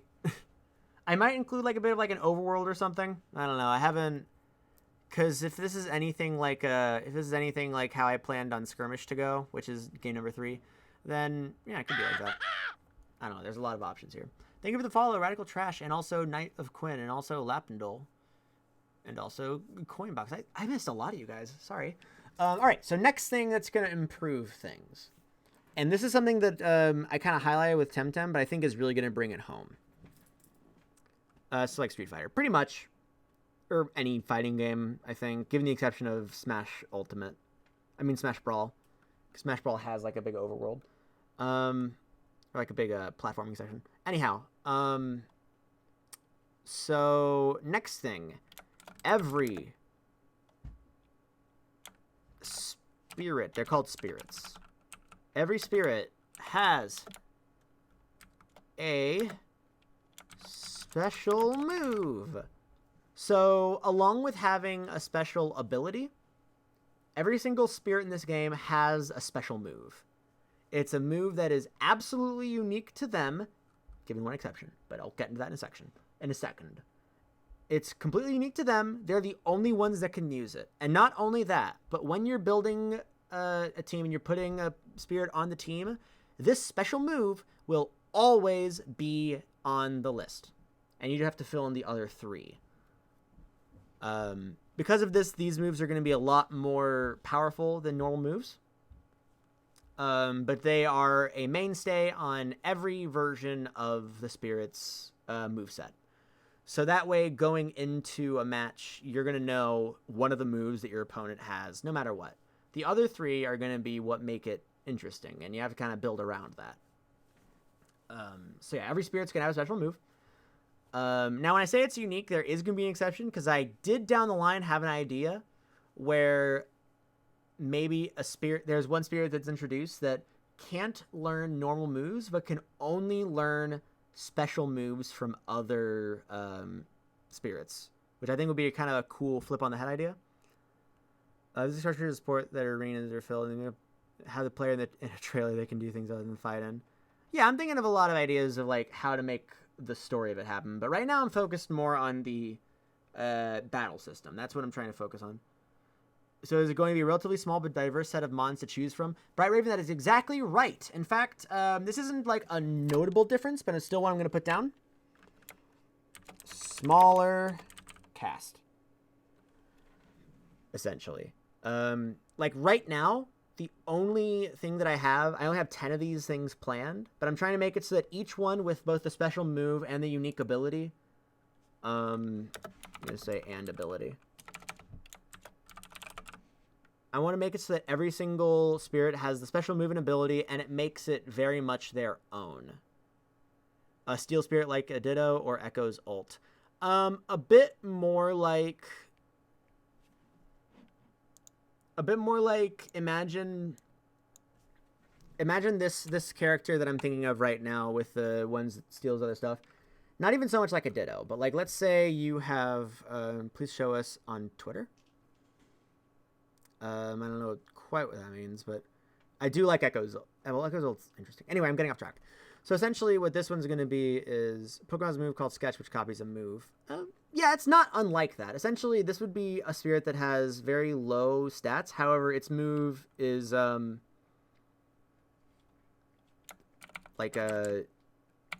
his 4 moves are Bart's special move, Jessica's, I don't know why they're named Bart and Jessica, special move, Jean's special move. Oh my god. Wait, Jean Bean Jane. Oh god. Okay, you guys don't know who that is, but anyway. Imagine your Pokemon Punch Palkia and learn Spatial Run from doing that. That's essentially, yeah, I was about to say, that's probably the best way to put it. So it's essentially, the Pokemon equivalent to this would be if you have a Pokemon that has really low stats, but the only moves it can use are Spatial Rend, Roar of Time, Oblivion Wing, and, I don't know, Geomancy. That's essentially what this Pokemon equivalent to this fighter I'm thinking of would be. It's going to come way later on, but, like, this is the general gist of what it would be. And it's probably going to come later on when I have a lot more moves that it would be actually possible for it to learn, but that's essentially the idea right now. So it would be a very interesting idea, and I'll talk all about that later. But until that time comes, let's continue our list. So it has a smaller cast right now. Yeah. Oh, so he steals ultimates. Yes, but ultimates are the only types of moves he can use. He can't use any other moves in the game. Speaking of which, let's talk about something else about it. Rip type chart. Now, I love the rock, paper, scissors mechanics of Pokemon, where it's like, you know, oh, I know that fire can beat grass and bug. Ooh, very nice. But for this game, we're just not going to have a type chart. Instead, every single individual spirit is going to have their own list of weaknesses and their own list of resistances. And, like, if you're mousing over it, if you're, like, in the match, you can just, like, take a look at the enemy and it'll go like, oh, hey, here's all of its here's all of its weaknesses. Here's all of its strengths. So yeah, why did I delete that? Rip, type, chart. Types still exist. Like moves still have types to them. But the type chart, like it isn't like your weaknesses and your resistances aren't based on what type you are. They're just personal counters rather than type counters. Bingo. And, of course, at any given point in time, you can just take a look and you can see, okay, who's this? And it'll show you, hey, this person is weak against this and strong against this. And, like, of course, if you're doing it, like, at first glance to make it super duper quick, like, as a split decision, you have to memorize everything. But if you're a new player and you're just getting into it, you're like, okay, what should I move against? What should I use against this guy? You can look over and it'll be like, hey, he's weak against XYZ. He's strong against XYZ. Ooh, neck cracking. All right. Next thing is, and this one is going to be very interesting. A character is weaker to types, not the type being weaker to types. Yeah, the character is weak against types, not the types are weak against types. That's a very good way of putting it, Purple Leaves. So the next one, this one's probably my most controversial one. Move pools be whack. That's the best way I'm going to put it. This is sort of help with the idea of, so you know how Flareon can't learn Flare Blitz, and that's some BS? And you're just like, what? Why can't you learn Flare Blitz? That's crazy weird. Hey, just arrived. What are we doing tonight? I'm talking about my new competitive Pokemon version thing. So anyway, in terms of movables will be whack, and again, this is gonna be the most controversial. So, the monsters themselves don't have types. The moves do. The monsters can have types. I've been considering if I'm going to keep the same type attack bonus. Hello. How are you doing, Marnie? Okay, just break in. This is Marnie. Everyone shame her. Anyhow, so, once again, this is the most controversial thing. Essentially, every single one of these spirits, or why the fuck can't Luxray learn Volt Tackle? That's kind of like that, yeah. So essentially the way it's going to work is, let's say we have a dude named Red. And in his stats, it says, weaknesses. Weaknesses are blue and orange. Because in this I have it so that types are colors. That's just the 1 to 2. 2 to the 1 to the 1 to 3. Resistances are, let's say, green and light blue. I don't remember what I actually put down for him, but... and then its next stat, after all that, HP, attack, whatever. Move pool. Red, yellow, black. So essentially, every single red type move in the game, this guy can use. Every single yellow type move in the game, this guy can use. And every single black type move in the game, this guy can use. So yeah. And that's why the big crazy moves are... Now, the move pools, I'm not sure how big I'm going to make the move pool, but essentially... Yeah, I mean, self-explanatory. It can just use any move that is of the yellow type, any move that is of the black type, any move that is of the red type. Except for specials, obviously.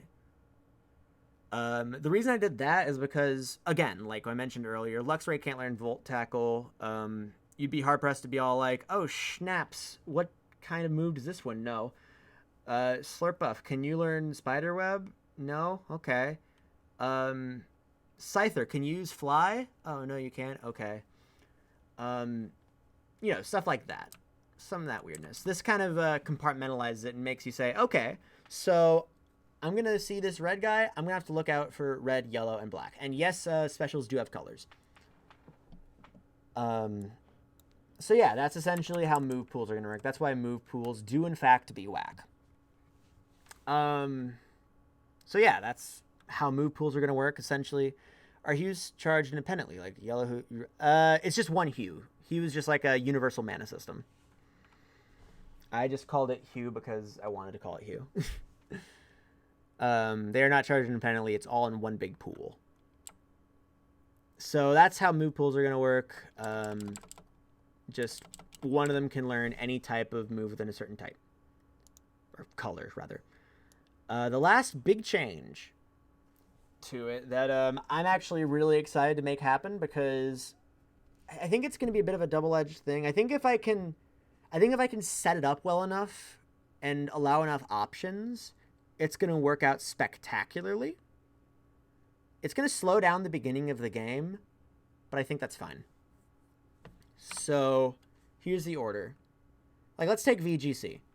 Here's the order of events in a VGC match. You show opponent your team. So now the opponent knows what 6 Pokemon you have on your team. Then you pick 4 of them, and your opponent picks 4 of them.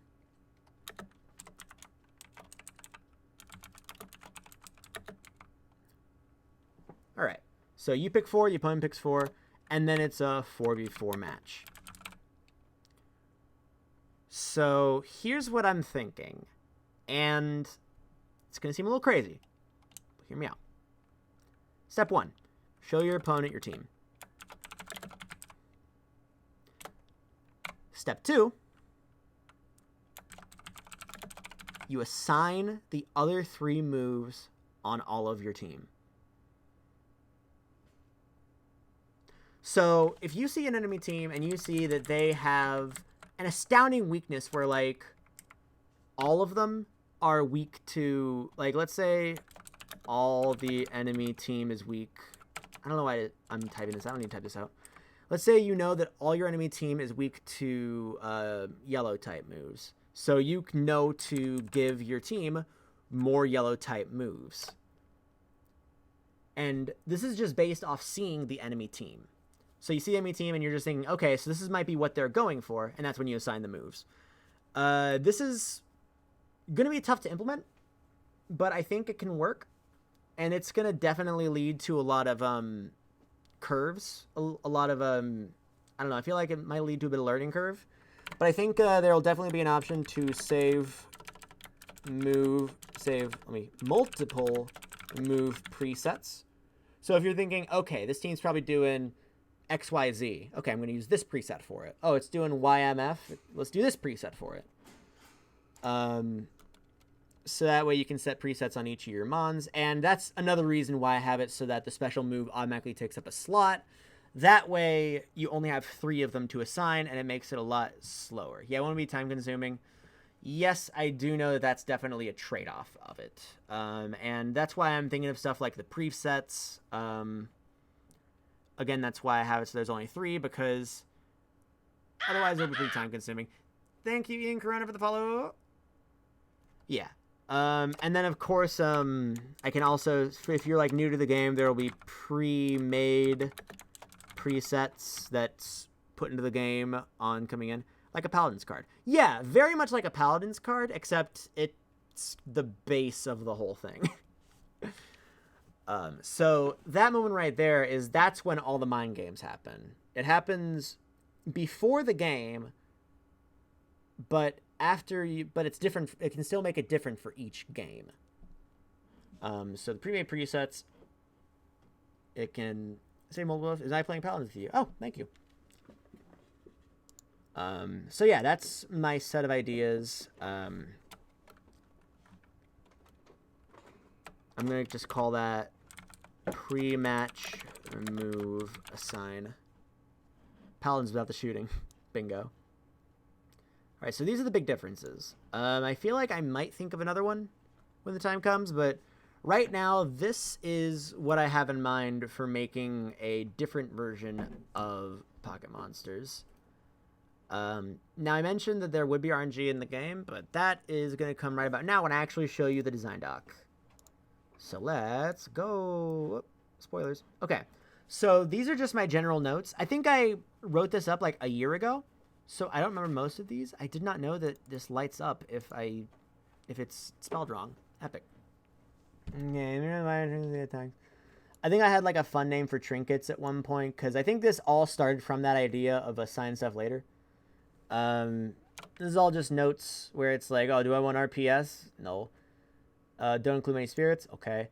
One or only, maybe only one or a few per color. Focus on multiple attacks. So I put a first prototype because this is just a general idea for like the 10 different types.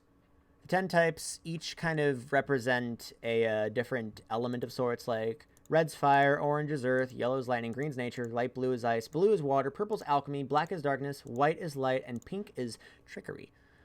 Now, before we do that, let's talk about character design, because a lot of people have asked me about character design. What am I going to do about character design, Ryan Shango Show? That's a great question. So, the whole idea is that these guys are different spirits that represent certain colors. Probably the closest thing that I have to an idea right now are very much inspiration based off of a little game by Masahiro Sakurai known as Meteos. If any of you guys have ever played Meteos, you know, oh my god, there's an American player named Meteos. That's epic. You're not who I'm looking for, though. Get out of my face. Aladdin? Oh yeah, because there's a Disney Meteos. So, why are you so blurry? So essentially, this is kind of what I'm going for with the design. It's very minimalist, and it's very much based on bright neon colors. That's really the base of what I'm going for with the character design, because I very much like its minimalist design. I like how it's bright neon, and I think that sort of idea will very, very well reflect sort of the vibe I'm going for with it. Because, again, color is a very big deal, and also I just really like minimalist designs. So, yeah, that's kind of the character design I'm going for. I have absolutely no idea what any of these characters are actually going to look like. But yeah, right now I have 10 of them, one for each color. Let's go through them. Because right now I have like just generalized stats. One thing I definitely need to ask myself is how I'm going to handle attack and defense. Because on one hand, I could just steal the physical and special attack from Pokemon, which I wouldn't mind doing, but I feel like that would be, I don't know. It's a big maybe. It's the world's biggest maybe ever. Always spam you later on Twitter with ideas. Excellent. I put average stats just as a reference back in the day. So that the average is like an HP of 300, attack of 100, defense of 100, speed of 100, hue of 50, 2 weaknesses, 2 resist, 3 color move pool. Didn't they have multiple colors? I mean, some of them can have multiple colors. Right now, all of these first 10 only have one. Granted, later on, there can be ones with multiple colors, and even then, like, you can have a hint of another color within it, maybe like as a reference to the fact of what they have in their move pool. I don't know. I'm still thinking about it. Like, the character design, I haven't put too much thought into. I've mostly been putting thought, at least back when I was working on this, I've mostly put thought into this stuff. And most of what we're going to focus on as we're, like, perusing this doc is, like, stat spreads, how the character is meant to be played as a theme, and their abilities. Because one thing that I made a point to do also, thank you for all the follows, everybody. I'm getting a surprising amount of follows. One thing that I wanted to make really, really clear is that all of their special stuff is busted. I wanted to make as many of them busted as possible because having a busted character is fun. And so I'm just going to go through some of the ideas I had for some of them. So first, let's go with red. Actually, before we do that, let's go down to the bottom because I essentially have it so that moves carry on a general theme to them. There are like outliers, like not all of them directly follow this, but yeah. Well, stop eating cardboard. I gave you food. So you probably saw that, but anyway, red is going to be mostly the color for hyper aggression, like the aggressive sort of stuff, like the big attack, no defense. Orange the other way around being earth. It's more about defense, and some of these have questions next to it where I'm just like, is that what it's going to be like? Are we going to try something else maybe? Loki, want to make creatures this? I would love to see him, honestly. Yellow is all about speed. I am speed, since it's all electricity. Green moves are mostly based around healing. Light blue is, and I might change this up, but it's mostly based around rewarding predictions. So if you predict that an opponent's going to do something, light blue moves are going to reward that. So your Pokemon equivalent is stuff like a Sucker Punch or Counter or any of that stuff. Or like even Snatch even. Blue, I kind of have as statuses because I don't know what else to put for it. I'm probably going to make statuses more of a generalized thing, but right now that's what I have for blue, because right now for blue, it doesn't reflect that. Blue is a lot more of a catch-all right now. Purple is mostly going to focus on stats, usually lowering the opponent's stats or boosting your own stats. And oh my god, watch, you're eating cardboard. That's illegal. The law's going to get you for eating cardboard.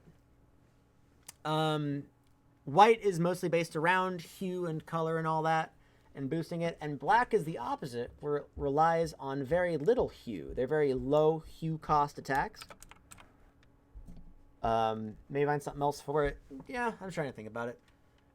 And then pink is based around RNG.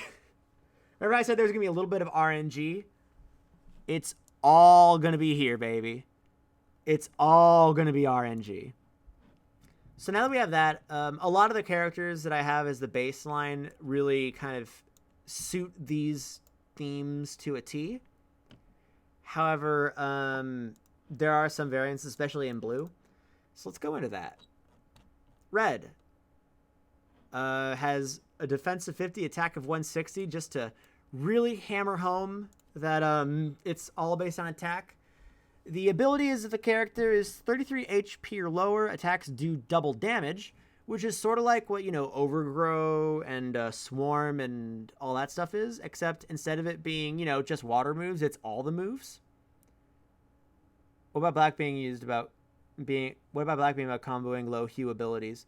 Yeah, I'm still trying to work on that a little bit, because I know that I have, like, for instance, red has black as a part of the move pool, so you can just use low hue things. I'm still working on that because I'm not entirely sure how to deal with black. I might make it more like a set thing. Blue and black are the two colors that I'd never actually got a firm idea of.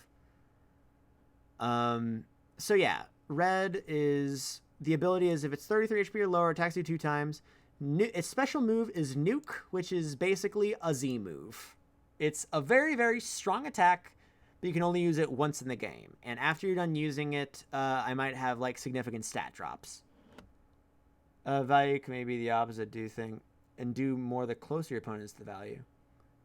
Okay. Do you still have a Discord server? Yes, I do. I'm sure someone in the chat is a part of it and they can send a link. So orange is, again, more of a defensive thing, with high defense, low attack. Everything looks terrible. Weaknesses to blue and purple, resisting yellow, white, and black, having more resistances because it's defensive. Move pool of orange, red, and green. Its ability are its attacks against the player do half damage if the player is not attacking that turn. So, could blue be centered on information gathering? Ooh, that's actually a really good idea, Rogitation. I'm actually going to write that down as a tip. Thank you. Info gathering, ? Thank you for that idea. That's a really good one. I'm stealing it, lol. So the ability is that if a Vola isn't actively attacking, moves just do half damage. And its special move is, for the next X number of turns, attacks that do over however much damage I haven't decided yet get cut down to half damage. So it's a really good defensive shell. And the notes I put is fully defensive, motherfucker, while red is fully offensive.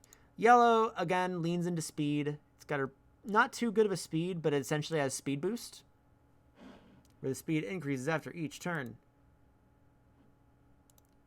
Also, thank you for the Iggy emote. It's showing up on my end as just a black square, which is interesting.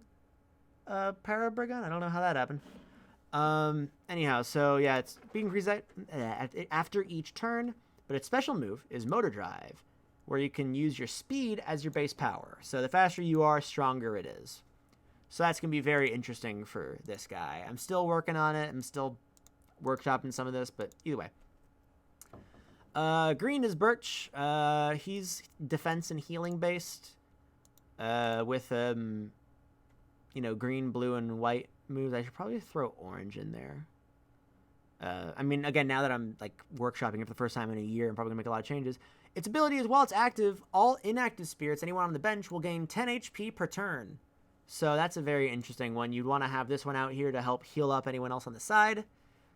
Its special move is called Generous Sprout. It creates a sprout on the player side of the field that gives the active spirit, whoever is out, 30 HP and 20 hue per turn.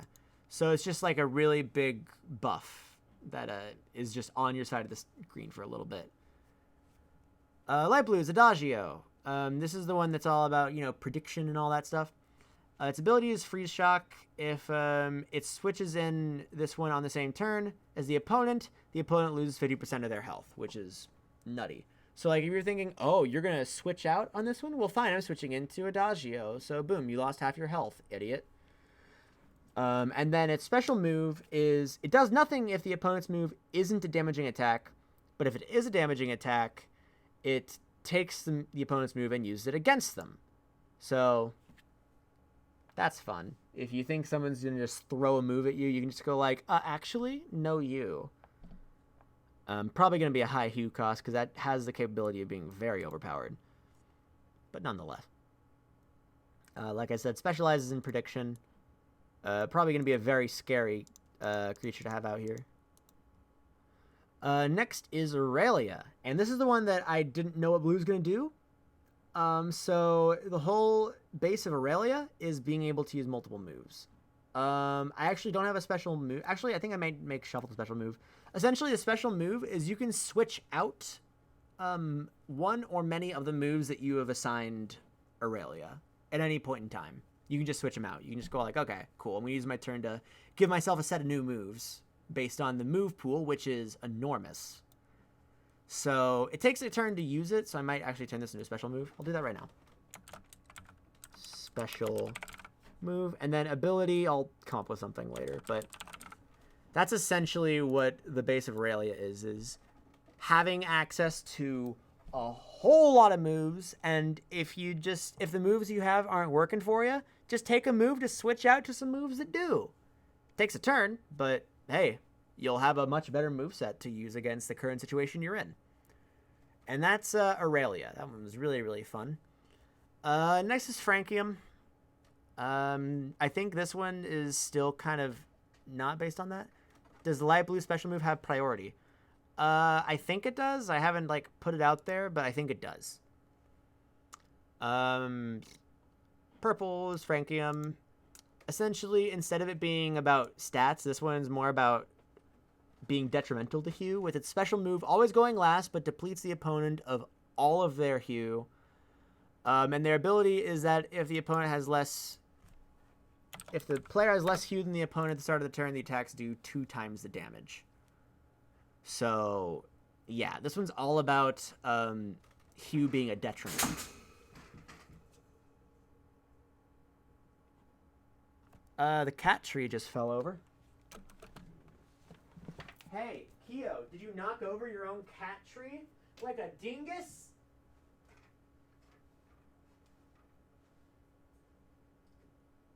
What the? Uh-oh. How the hell did you get this? Amanda's not gonna like that. How the hell did you...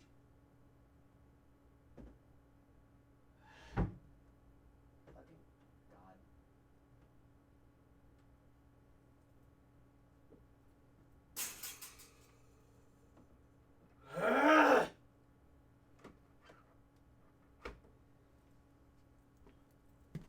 Hey, so you might have heard some of that frustration in the background.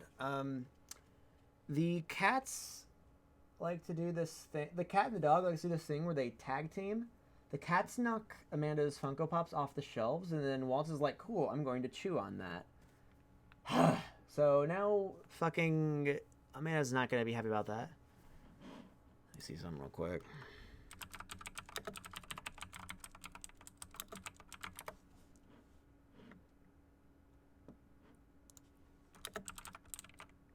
Just going to see how much this particular one would take to replace.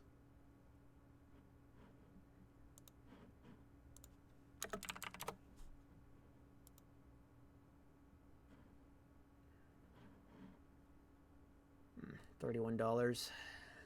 Not great, but anyway, frustration aside, let's get back to business. So yeah, that's the whole deal with that. The black one's Jaxus, because I wanted to come up with an edgy name. Ability, any damage done by a player heals 50% of damage.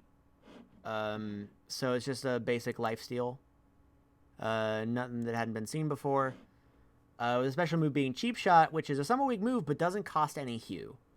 So essentially you can still get some chip damage in, despite the fact that, like, you're just building up Hue. So that's a cool thing. Which is good, because the Hue stat for him is not very good. And next is Brillia. And this one's going to be iffy, because I have the special move be Literal Resurrection. But that's going to have to be handled really, really interestingly. And, well, active every inactive teammate gets 10 color per turn. Last but not least, let's talk about Quill, the pink one. The ability is Complete Chaos. At the start of each turn, after move selection, both active spirits' weaknesses and resistances are randomized. So, at the beginning of the turn, it's like, haha, my weakness is red and my resistance is black. Boom, now I'm weak to orange and I resist blue. Moron. Hey, it's going pretty good. I'm just talking about this thing. There is a method to the madness in that it won't have the same weakness or strength 2 turns in a row. But yeah, it's madness. And the special move, right now I just have as attack a completely random effect, but I might change that up. That's really all there is about this game. I did all my rambling that I needed to do. And I don't know what else to talk about. Because I pretty much showed it all off. I'm probably either going to work on this or I'm going to work on some other game. Whatever I'm feeling like. Because I am just like that. I don't know. Oh, purple having pink resistance. Does that mean purple has 1 less resistance? No. Because the resistances are just going to shuffle. At the beginning of each turn. And, fortunately, it can use a wide variety of moves. Or rather, pink, white, and black. I don't know. But yeah, that's the game. And then down here is just me thinking about some different types of moves that could be used, different possible abilities, some questions to consider, some notes about programming, and then story stuff way down there, which I'm not going to show off because, yeah. Yeah, I know this is a bit anticlimactic. I'm probably going to close it out here just because yeah. You're going to use purple against pink specifically, right? Maybe. I don't know. Seems really cool, excited how it turns out. Yeah, I don't know if I'm going to work on this or another game, but I got to talk about game design for 2 hours, and I guess it felt pretty good. Mostly I did this to not lose my mind. You know, in light of everything. Because I've been losing my mind in light of everything a bit. And I'm just trying to do my best to not do that a little bit. And this helped out a little bit. So, thanks for listening in, guys. I'm probably going to cut the stream because I'm done streaming and I don't want to stream a game right now. And I'm going to be streaming tomorrow. So, if you want to see me play some Animal Crossing, because I know I'm going to be the only person streaming Animal Crossing tomorrow. So, if you want Animal Crossing, this is the only place where you can get it. I'm probably not going to get the game because I'm not big on Animal Crossing. And I don't think I'm going to get it. I'm not sure. But nonetheless, what I'm going to do is I'm going to be playing a split-screen version of it with Amanda, so you're going to get to see that. I'm going to get a Discord link. I'll put that in the chat right after this is all done. But first, let's see if there's someone we can raid. Oh, Alfred's streaming. Everyone go give him money. Right, we're going to raid Alfred. The raid phrase is going to be video games. I'm very tired. Just video games, not the I'm very tired part. So, yeah. Sorry for fizzling out here at the end, even because like you're just talking about stuff. But video games. Have a great day. Have a great day. What? I'll see you guys tomorrow for Iggy Friday, gamers.